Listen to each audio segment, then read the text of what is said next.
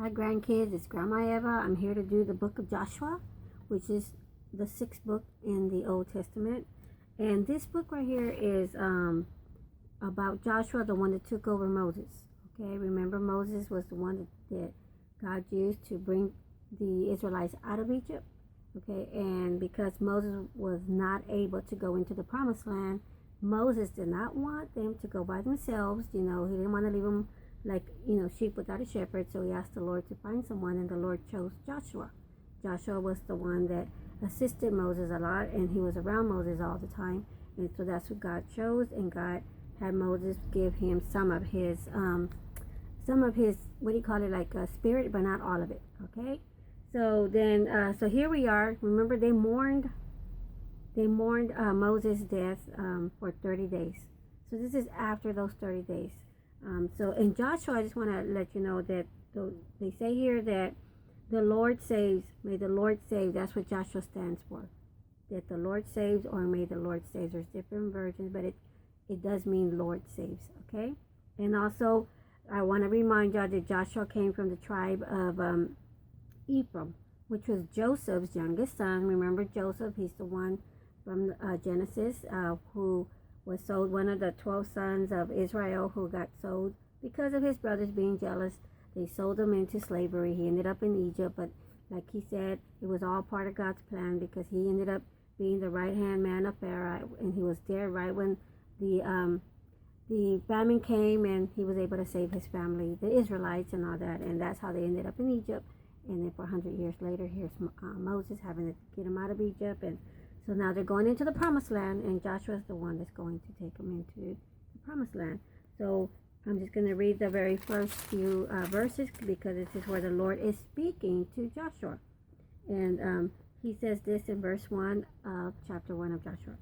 After the death of Moses, the servant of the Lord, it came to pass that the Lord spoke to Joshua, the son of Nun, Moses' assistant meaning a helper, a person that ranks below a senior person.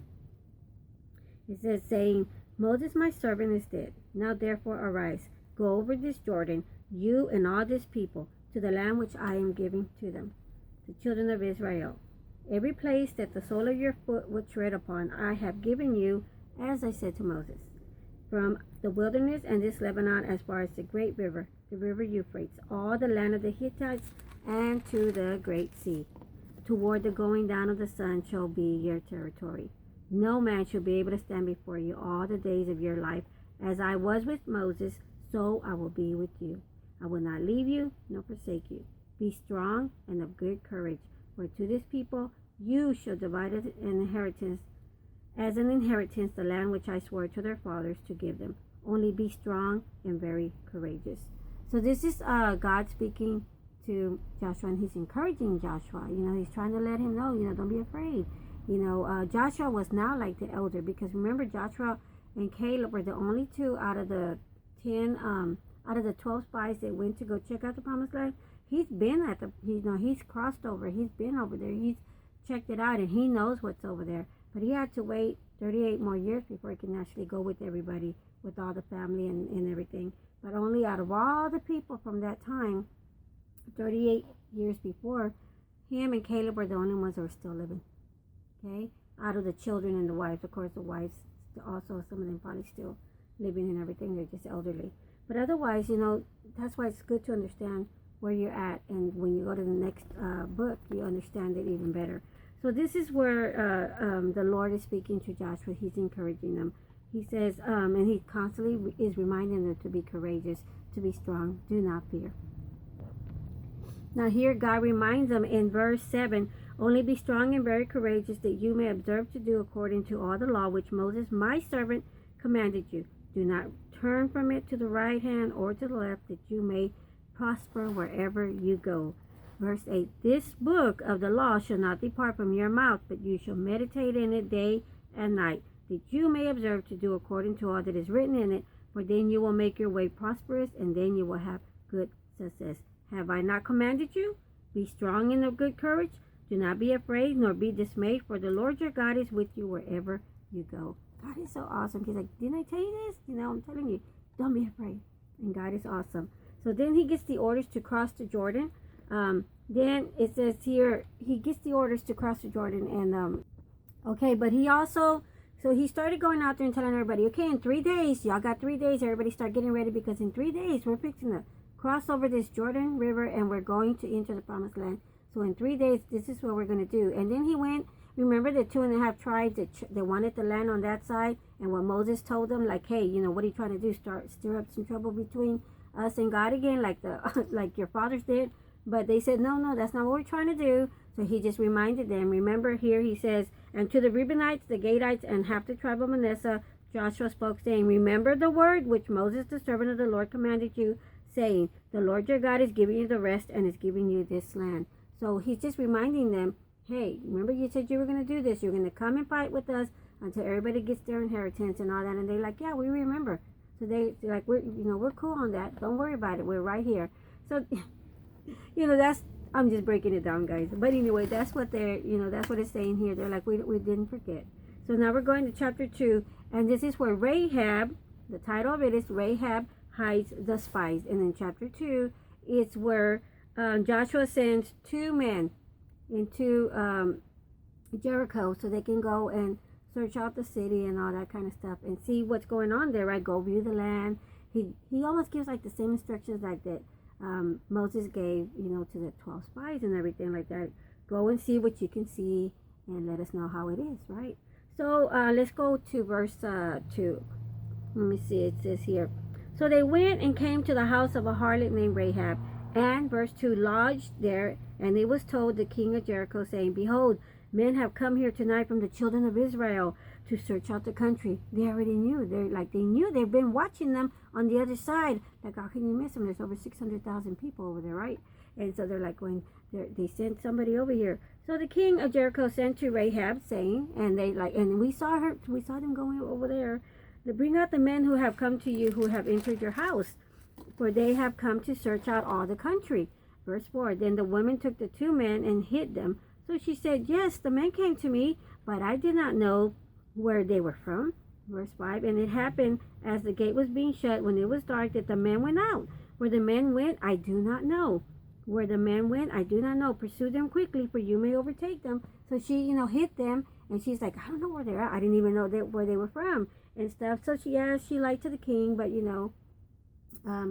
she feared their God. She feared the God of the Israelites than she did the king, which that speaks volumes right there, guys, because they've been hearing this. And I'll tell you where, it says here, hold on.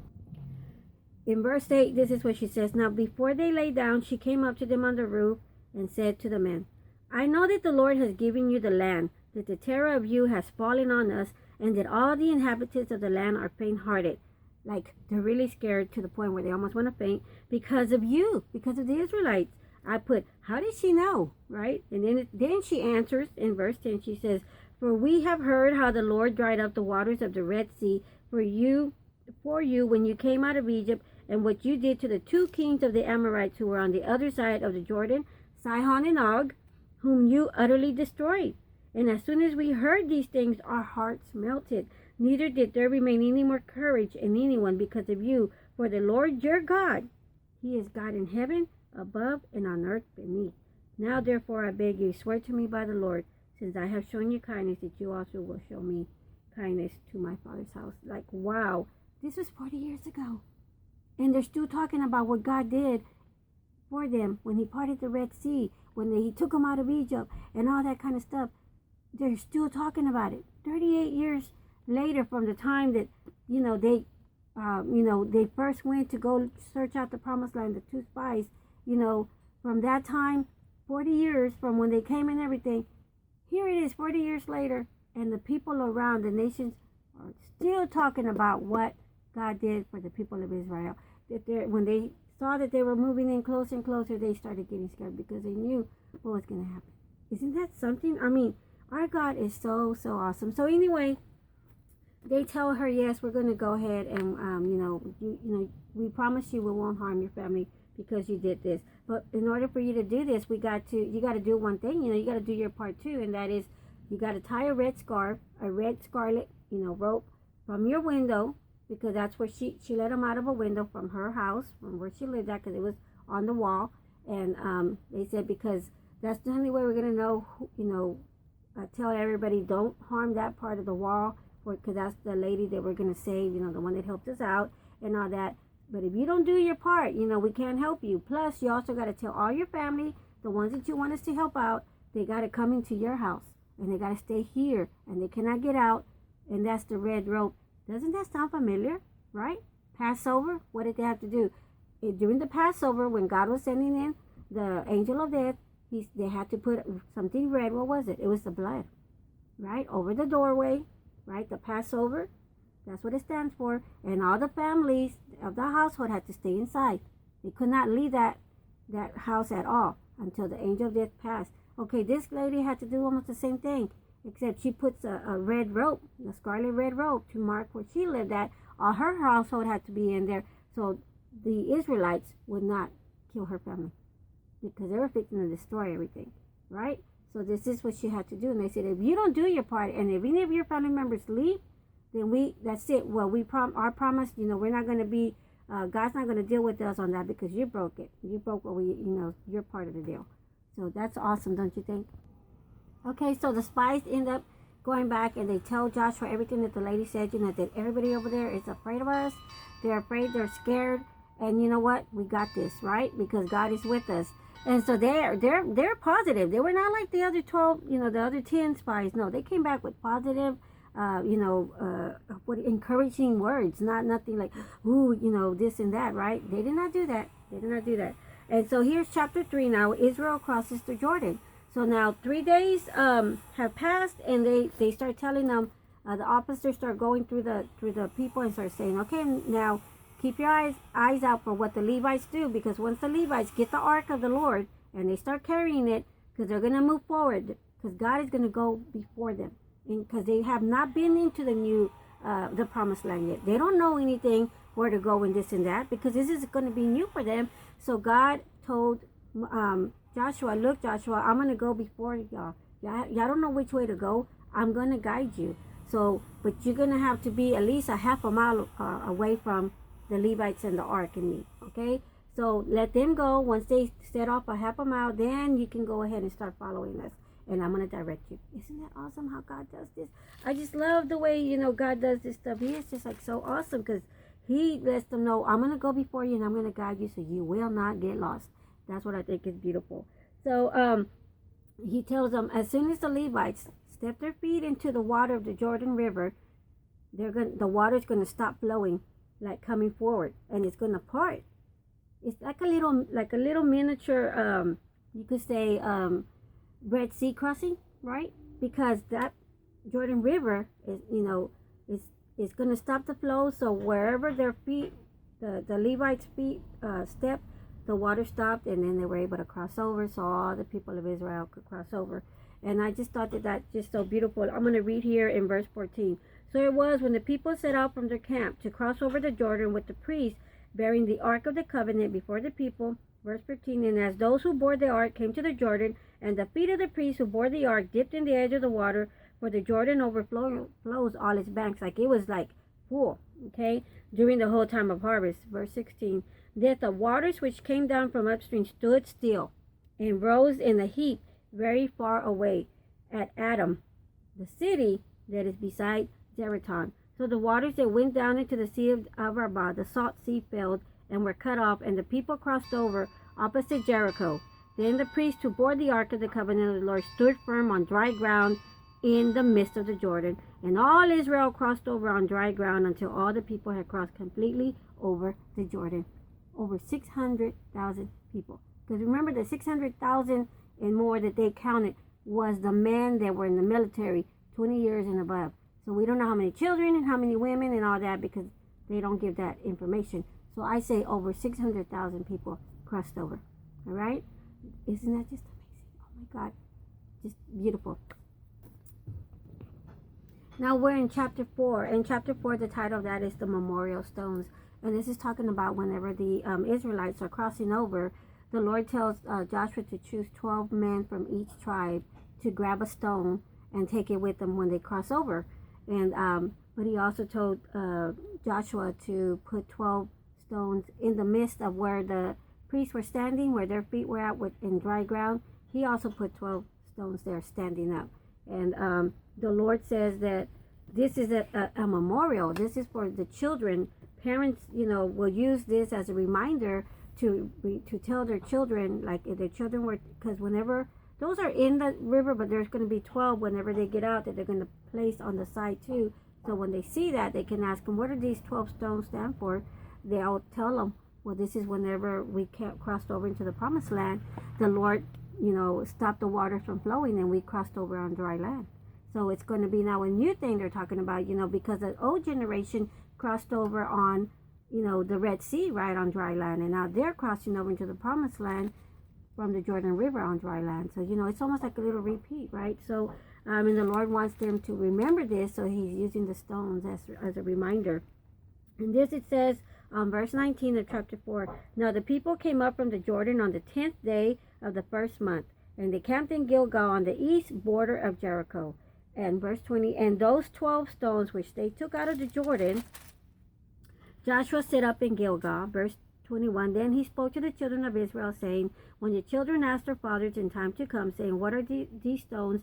Then you shall let your children know, saying, Israel crossed over this Jordan on dry land. You see? So that's what this is all about, chapter 4.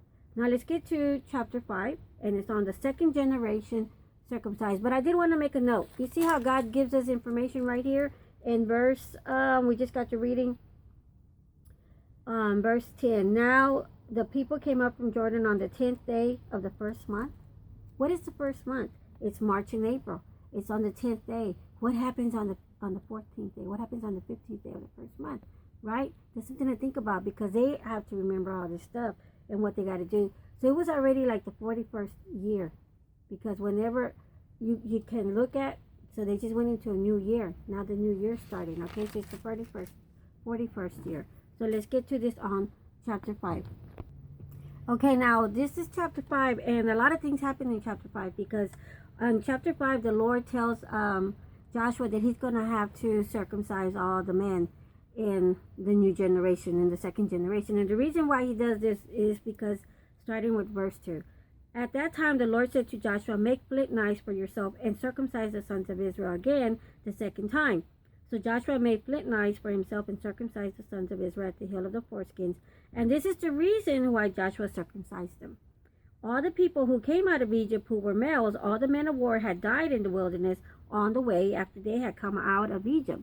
For all the people who came out had been circumcised, but all the people born in the wilderness on the way as they came out of Egypt had not been circumcised. For the children of Israel walked 40 years in the wilderness, till all the people who were men of war who came out of Egypt were consumed, because they did not obey the voice of the Lord, to whom the Lord swore that he would not show them the land which the Lord had sworn to their fathers that he would give us. So in other words, he's like, remember, he said, you're not going to be going into the promised land. And so he made them walk those 38 extra years in the wilderness until they all died.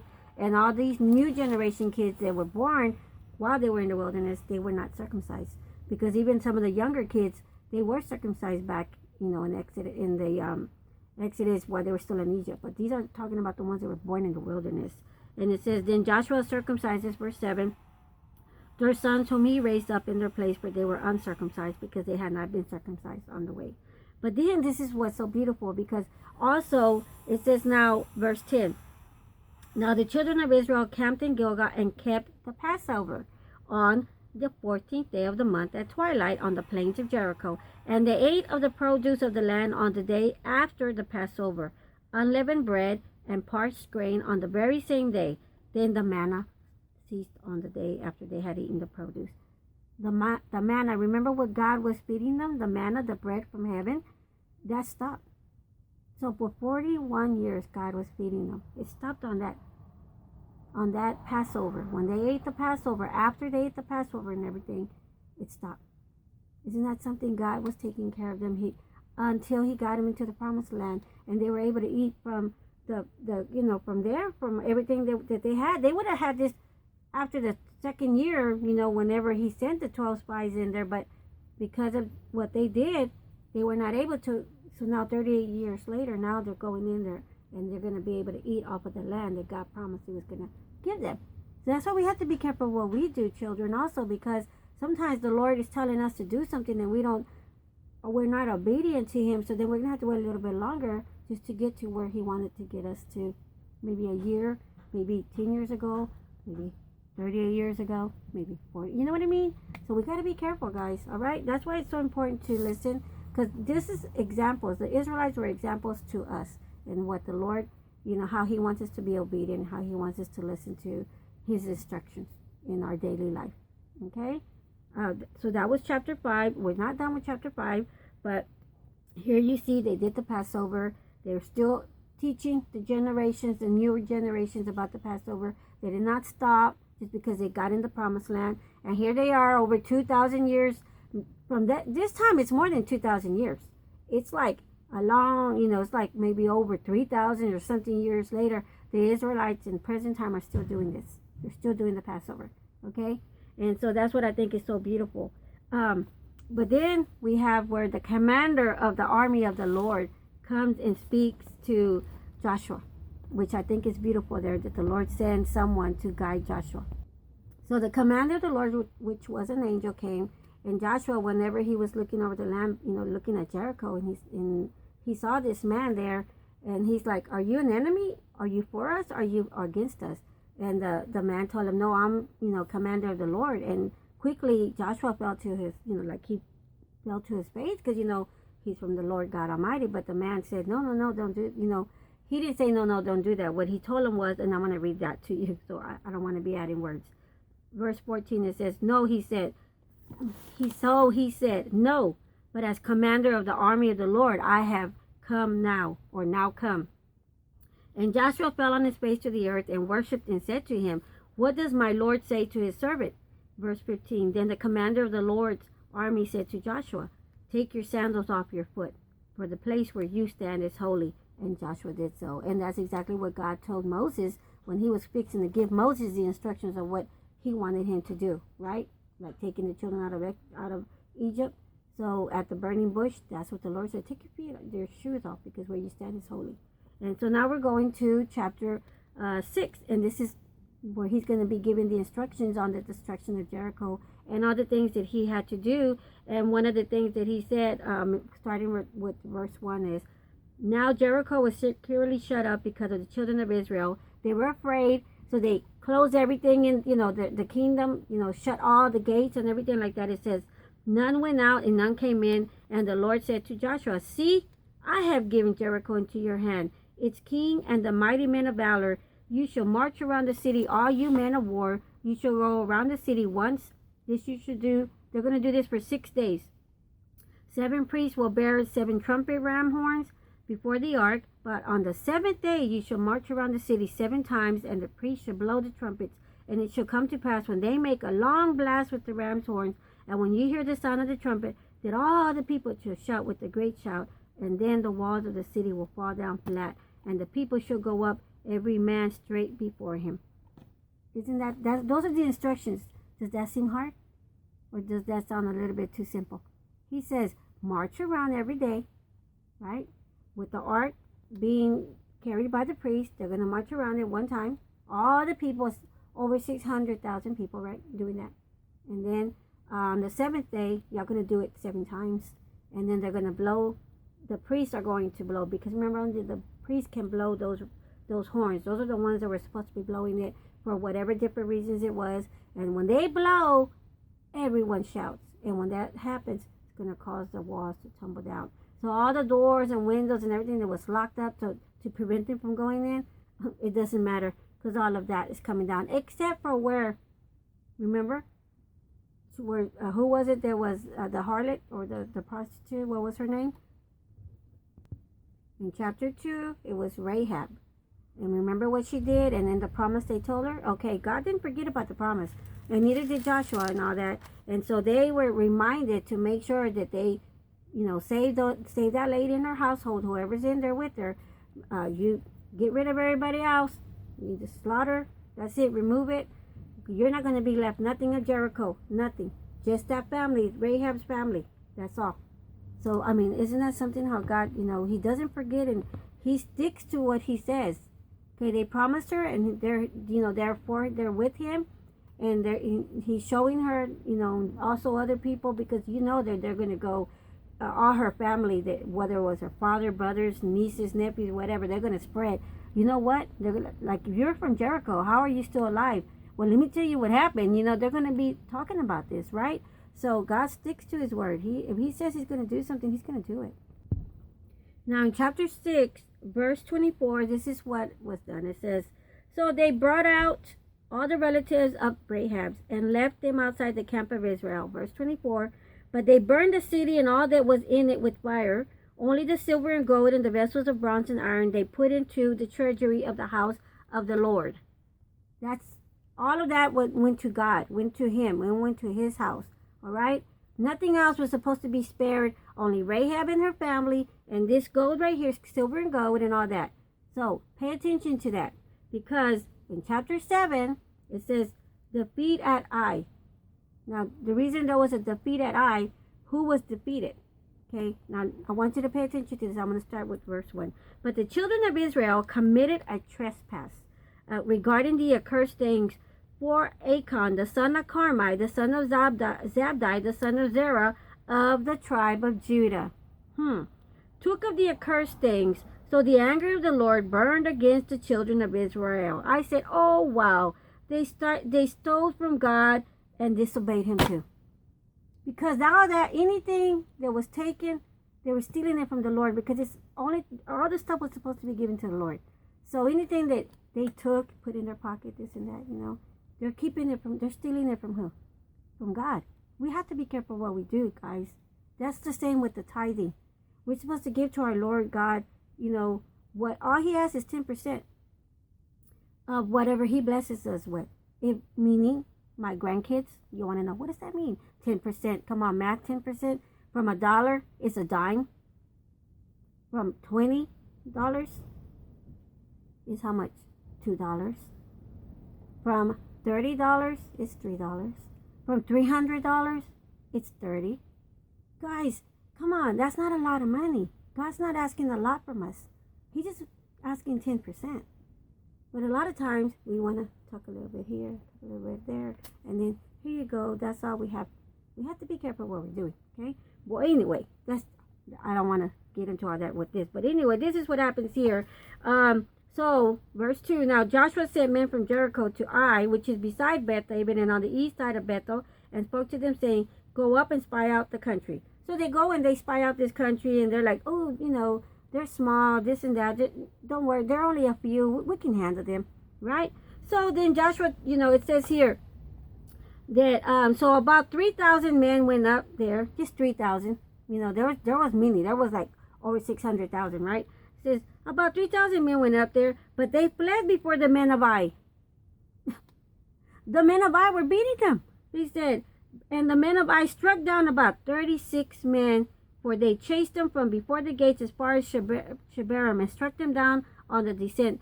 Therefore the hearts of the people melted and became like water. It says, then, verse 6, then Joshua tore his clothes and fell to the earth on his face before the ark of the Lord until evening, he and the elders of Israel, and they put dust on their heads.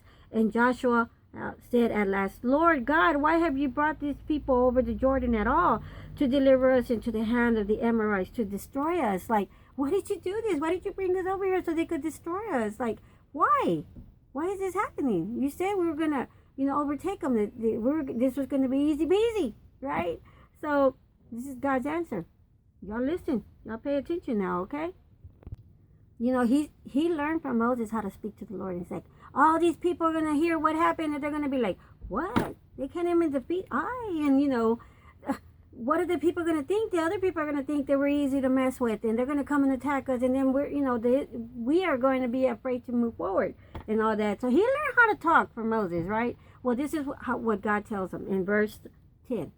The sin of Achan. Listen. So the Lord said to Joshua, get up. Why do you lie thus on your face? Yeah, he's talking like this. You don't believe me? Go read it. It says, Israel has sinned, and they have also transgressed my covenant, which I commanded them. For they have even taken some of the accursed things, and have both stolen and deceived. And they have also put it among their own stuff. Therefore, the children of Israel could not stand before their enemies, but turned their backs before their enemies, because they have become doomed to destruction. Neither will I be with you anymore unless you destroy their curse from among you.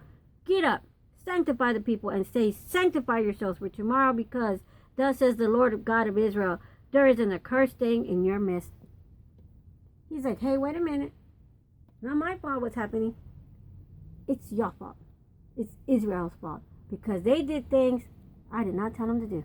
They went and took some stuff that they are not supposed to be taking, and then they go hide it in amongst their stuff in the camp. Like, I'm not going to know. Really? No. But you know what? You get my drift, right, guys? Right, my grandkids? I love y'all. So I'm going to go ahead and finish this real quick, and I'll be doing chapter 8. But anyway, he goes...